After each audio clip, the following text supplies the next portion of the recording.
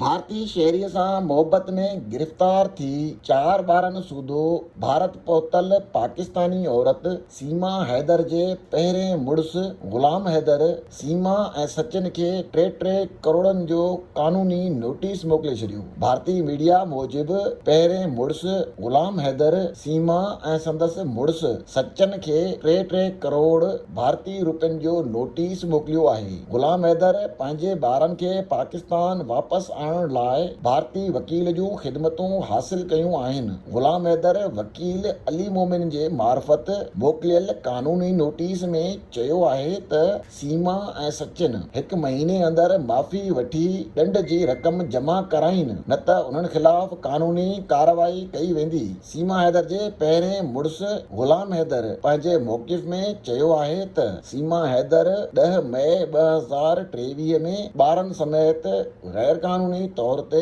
भारत हली वई हुई।